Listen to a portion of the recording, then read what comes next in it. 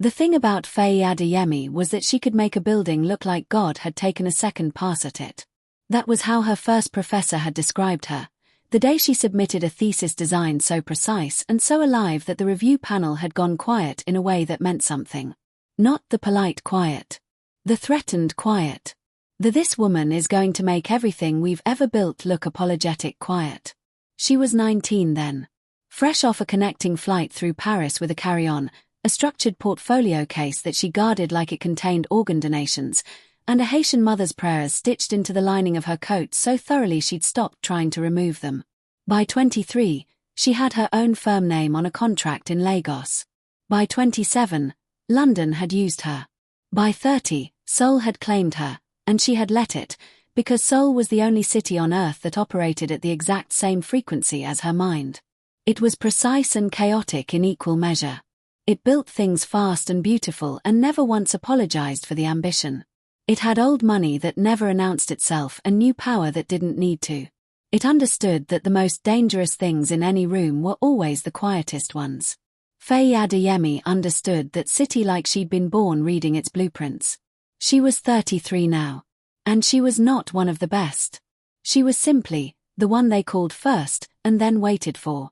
When the Seo Cultural Foundation wanted a structure that would make the architecture press go silent in that specific, reverent way, they didn't send a brief to a shortlist. They sent a car to wherever Faye was standing. When a Chaebol family needed a private facility that had to be both impenetrable and beautiful, the kind of building that told you everything and revealed nothing, her name was the only name in that room.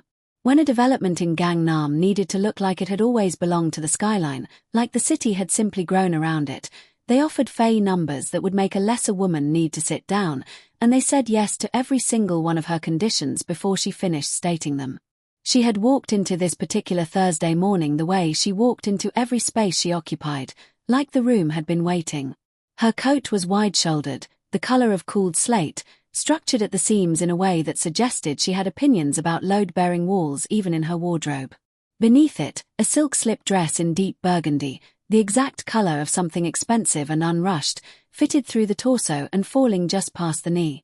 Her locks were pinned up with 2 gold pins at the crown, a few loose ones left deliberately at her jaw. Intentional. Never messy.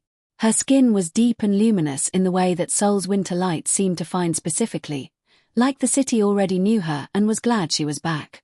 She walked through the glass lobby of her current project site with a rolled set of structural drawings under one arm and her phone to her ear, and 3 people on the floor above stopped mid-conversation to watch. Faye. Her site coordinator, Dami, materialized at her elbow with a tablet and an expression that had already done the math on something. The foundation rep pushed the site debrief to 11. And there's a new brief request, came through official channels, Seo Group letterhead. Faye didn't slow her stride. She took the tablet, read the subject line, handed it back, and kept walking. Tell the foundation rep 11 is fine. And pull everything we have on the Seo Group. She paused. Everything public. And everything that isn't. Dami's stylus paused over the screen. That second category is going to be a short list. I know. Faye reached her temporary desk, set the drawings down with the ease of someone arranging furniture in a space she already owned. That's what makes it interesting.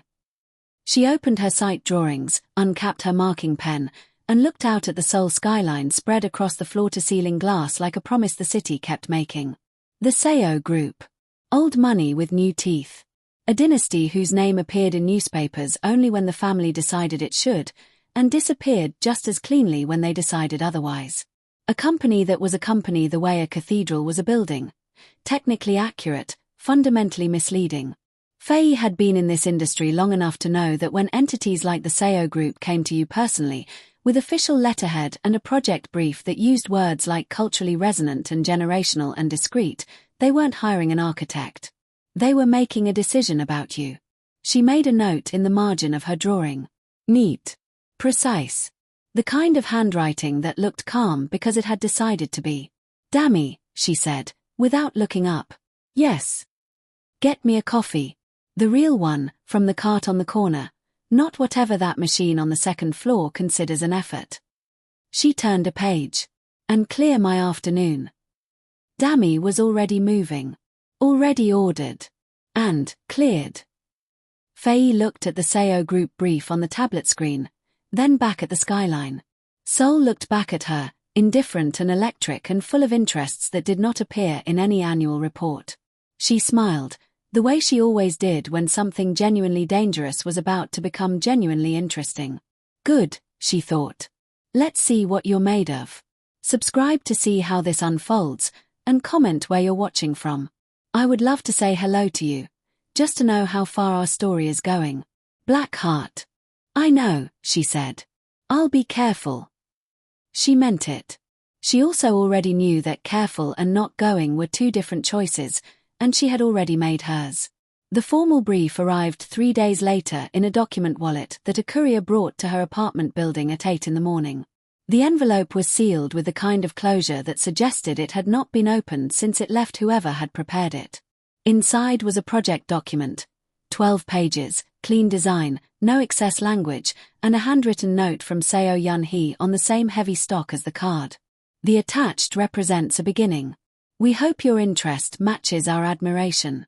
Faye read the brief twice at her kitchen table with coffee she didn't touch until it was cold. The project was described as a multimedia cultural exploration space, a private facility that would serve as an archive, a living exhibition, and a working site for artists and thinkers connected to the Seo Group's cultural foundation. It was to exist between public and private in a way that most buildings couldn't manage. Welcoming in its exterior language. Closed in its operational reality. A building that was, in the brief's own words, culturally resonant, architecturally modern, and structurally honest. That last phrase. Faye had read it and set the page down and picked it up again. Structurally honest. It was not a phrase that appeared in standard architectural briefs. It was a phrase that appeared in conversations between people who understood that buildings lied sometimes. Through their materials, their proportions, their insistence on looking like one thing while being another, and wanted to specifically ask for one that didn't. It was a phrase that suggested whoever had written this brief knew exactly what they were asking for. She accepted the project on a Thursday morning, with 3 conditions stated plainly in her response letter, all of which were agreed to before the end of the business day. She should have found that reassuring. She found it, instead, interesting. She met Bang Hyunjong for the first time on a Tuesday. The meeting had been presented as a project alignment session, standard procedure, she'd been told, for any new engagement at the Seo level. The foundation's creative director would be present. 2 architects from the in-house team. And Bang Hyunjong, who was described in the calendar invitation as executive director, Seo Group Cultural Division, and described in every other context she had encountered his name as something considerably less administrative. She was the second person to arrive. He was already there when she walked in. He was standing at the window with his back mostly to the room, looking out at the view with the ease of a man for whom views from high floors were simply a Tuesday. When he turned, it was unhurried. Everything about him was unhurried, in a way that wasn't slowness but something more like choice. Like he had decided, at some point, that urgency was for people who weren't certain of the outcome. He was tall in a way that registered before anything else. Not just height. Presence. The kind that made a room recalibrate slightly without announcing why. His suit was dark charcoal, clearly made for him in the specific way that meant it moved when he moved and never apologized for the shape underneath it. The collar was open, 1 button, no tie, and the sleeves were rolled to the forearm in a way that managed to be both casual and deliberate, like everything else about him. Strong jaw. Clean line of a nose. A face that photographers would have called structured and that Faye, who thought in different terms, recognized as architecturally efficient. Everything where it was supposed to be. Nothing wasted. He looked at her and something in his expression settled, the way a calculation completes. Ms. Adeyemi, he said. His voice was lower than she had expected, and he used her name like he had already decided it was worth pronouncing correctly. Mr. Bang, she said. They shook hands. His grip was the kind that didn't perform. The meeting proceeded. The foundation's creative director talked through the project vision. The in-house architects presented site considerations. Faye asked questions and took notes in her precise handwriting and said what she thought when she thought something, which was her way in every room. Hyunjong said very little for most of it. He listened with the particular attention of someone who had already read everything being presented and was now watching the people presenting it. Once, when the creative director described the intended aesthetic as bold and prominent, he said, quietly, "The brief asks for honesty, not prominence," and the creative director nodded quickly and moved on. At the end, when the others were gathering materials, he picked up the site sketch Faye had made during the session. Quick, working lines, nothing finished, and looked at it for a moment. "The restraint here," he said, indicating the east elevation she had roughed in. "You've pulled the main gesture back from the street line. Most architects would push it forward." Faye looked at him. "Most architects want the building to announce itself. I want it to be the thing you realize you've been looking at for 10 minutes. He held her sketch for another second. Then he set it down, with the same care someone might use returning a book they had meant to borrow. "Yes," he said. Simply. Like she had confirmed something. She drove home that evening thinking about his voice when he said restraint. Not impressed. Not flattering. Just accurate. Like he had simply recognized something and named it. Like the vocabulary was not new to him. She thought about that for longer than she had expected to. She looked him up that night, properly, not the surface results that her earlier search had returned, but the full picture that assembled itself when you went 3 pages into the results and started reading the pieces that weren't press releases. The press had a version of Bang Hyunjong that was, she decided within 20 minutes, comically wrong. Not wrong in its facts, exactly. He had been photographed at the things they said he'd been photographed at. He had been linked to the people they said he'd been linked to. The Mafia boss label had originated from a single investigative piece 4 years ago that had been legally contested and partially retracted but never fully dislodged from the public imagination, the way those things never were. The Playboy narrative was built on 12 photographs taken across 3 years at high-profile events, which meant someone had been photographed at 4 events a year while running a multidivisional empire, and the internet had constructed a personality from it. What the press version didn't account for, because the press version never did, she had noticed, with anyone, was the texture underneath.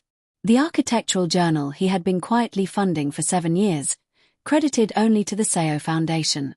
The design residency program he had established at a university in Busan under a foundation name that didn't immediately connect to the group.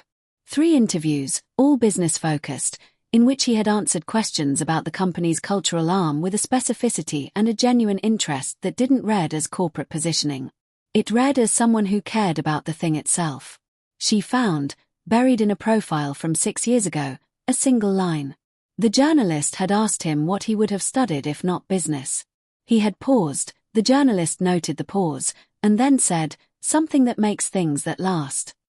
Faye read that line twice. Then she closed her laptop and sat in her quiet apartment with the Seoul skyline beyond the glass, thinking about a man in a charcoal suit who had looked at her sketch and named what she was doing before she'd explained it. The smooth thing, she thought, was armor. She had worn enough of her own to know it when she saw it. She did not find this comforting, exactly. She found it true, which was its own kind of problem. The storm arrived without the weather service giving it adequate warning, which was the kind of thing that happened in Seoul in ways that always felt personal. Faye was at the Seo Group's private facility in Mapo-gu, the project site she had been working from for the past 3 weeks, when the first real weather alerts came through. She was deep in structural drawings for the archive wing, which meant she had been in a focused state for the past 4 hours and had not looked at her phone since noon. It was now past 7 in the evening. Outside the floor-to-ceiling glass of the workspace, the sky had become the color of something that had made a decision. The security team's announcement came over the building's internal system at 7:22. Due to the developing weather conditions and a triggered perimeter protocol, the facility was entering a precautionary lockdown. All staff were to proceed to their designated zones. All access points would be secured within 15 minutes. Faye stood up, reached for her coat, and was 3 steps toward the door when the facility security officer appeared in the workspace entrance. Ms. Adeyemi. He looked genuinely apologetic, which she did not find encouraging. There's a logistics issue with the zone assignments. The East workspace was not on the standard staff allocation, so So I'm not in the system for a designated zone. You're in the system as a consultant. He paused. It's a classification issue. The closest secure space with verified access for your clearance level is the upper workspace. Floor 7. She looked at him. Mr. Bang is already there, he added. He was reviewing documents when the lockdown was triggered. Faye picked up her site drawings, her laptop, and her coat. Floor 7, she said. The elevator will be locked down after you arrive. I understand. She did not take the elevator slowly, but she did take a single breath before the doors opened on the 7th floor, because she was a person who believed in preparation even when there was very little time for it. The upper workspace was a long room with the best view in the building, Seoul spread out like a circuit board below them, and now, above the city, a sky that was moving with the specific velocity of weather that had made up its mind. The room had a working table, a sitting area, built-in shelving with architectural reference materials that she recognized as genuinely used rather than decorative, and 2 floor lamps casting the kind of warm light that made a serious room feel almost habitable. Bang Hyunjong was at the table with his jacket off and his sleeves rolled, a set of documents in front of him and a pen in his hand. He looked up when she entered. He looked at her, her site drawings under one arm, her coat over the other, her expression exactly as composed as she had made it in the elevator, and something in his face did the thing it had done in the meeting. Settled. Security classification issue, he said. Not a question. Apparently I'm filed under consultant rather than project lead. She set her things down at the other end of the table. I'll be filing a note about that when this is over. I'll make sure it's corrected. He looked back at his documents. The storm should pass in 3 to 4 hours. Good, she said. She sat down, opened her drawings, and went back to work. For 40 minutes, neither of them said anything. The storm built itself against the glass, rain arriving in the lateral way that Seoul storms did, like they were making a point, and inside the room there was only the sound of 2 people working, which was, Faye noticed, a surprisingly comfortable sound. Not silent. Present. Like the room had decided to be inhabited by 2 people who both knew how to be in a space without filling it unnecessarily. It was Hyunjong who spoke first. You're working on the archive wing load transfer, he said. Not looking up. She glanced at him. How do you know that? The way you're measuring the drawing. You keep coming back to the same junction point. He turned a page of his own documents. It's the northeast corner.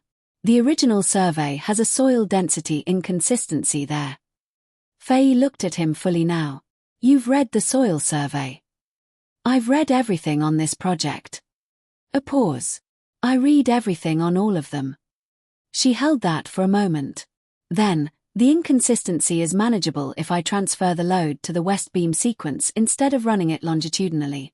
But it adds cost. Add it, he said simply.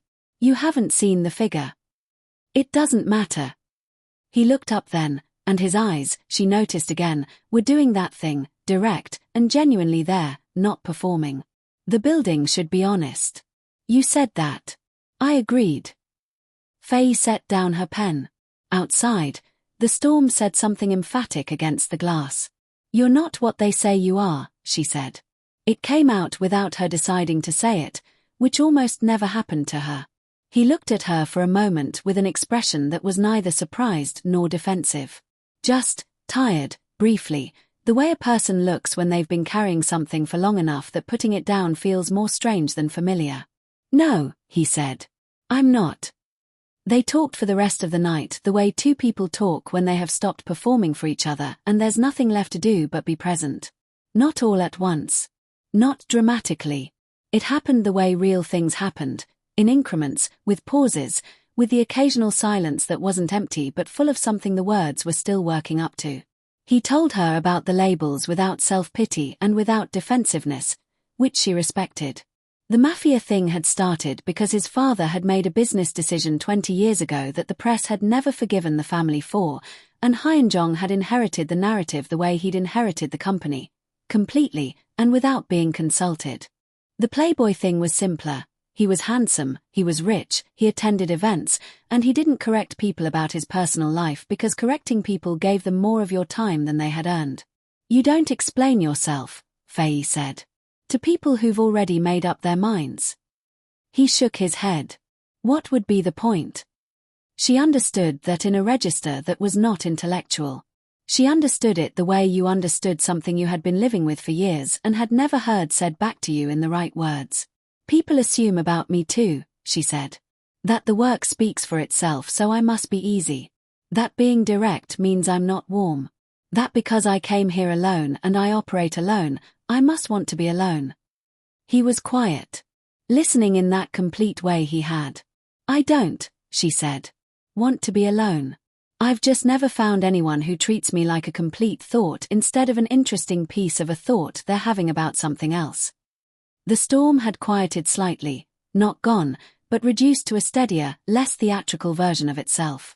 The room was warm.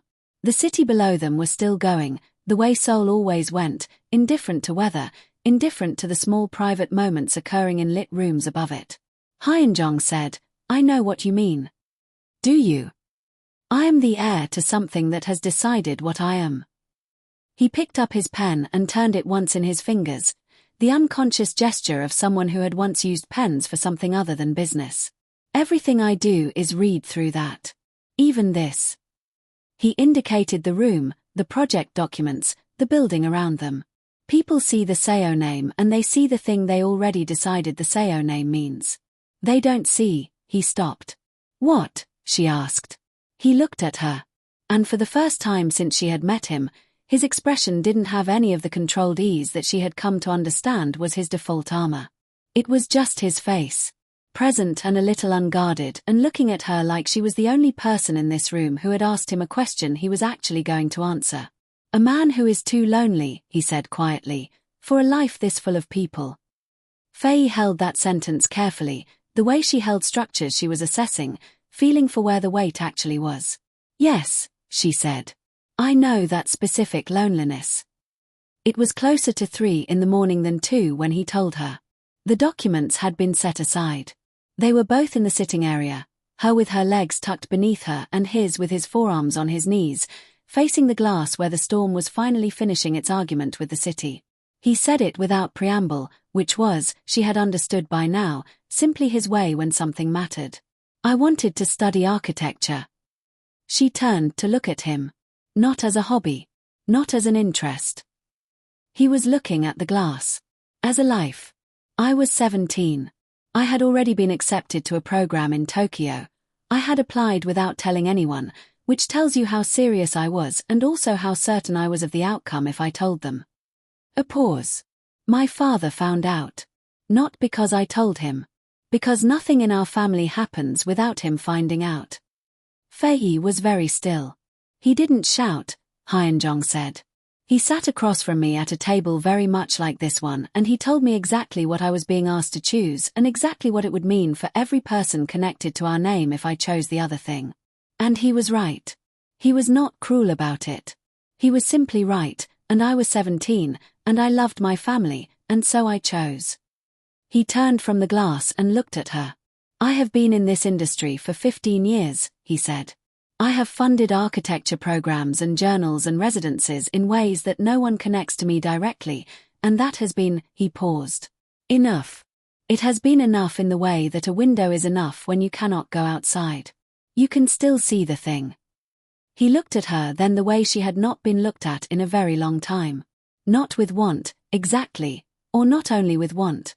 With something more specific. Recognition. The kind that ached a little because it was genuine. And then I found your work, he said. And I read everything you had ever built or written about building, and I thought, he stopped. Tried again. You build things the way I would have built them, if I had been allowed to learn how. The city outside was quiet now. The storm had finally meant it and left. Faye looked at this man, his open collar, his rolled sleeves, his face with all its armor set aside, and thought about the 17-year-old who had applied in secret because he already knew what answer he would get. Who had loved his family enough to fold the dream and put it somewhere internal, and had spent 15 years funding other people's versions of it from the outside. You didn't hire me for the project, she said softly. I hired you for the project, he said. And also for everything that statement implies. She was quiet for a moment. Then, that's a lot of weight to put on a person without telling them. I know. No excuse. No softening. Just the acknowledgement, clean and direct. I'm telling you now. She looked at him for a long time. He let her look, without filling the space, without explaining further. Just present.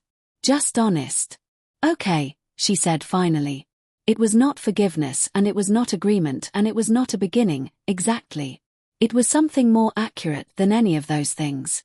It was two people who had been whole thoughts to no one, deciding, carefully, without rushing it, that this particular silence between them was worth keeping. The lockdown lifted at 4:17 in the morning. The security officer's voice came through the building system with the apologetic efficiency of someone who had been monitoring two people on floor 7 for several hours and was professionally committed to acting like he hadn't been. The facility was clear.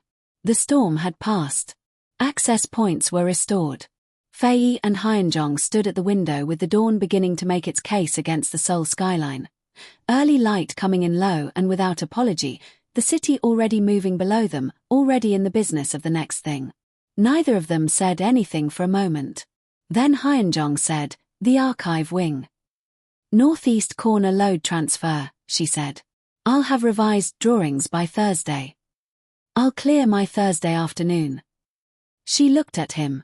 He was looking at the city, but the corner of his mouth had moved in that way she had catalogued, over the course of one long night, as the thing that happened when he was genuinely, quietly glad. "Hyeonjong," she said.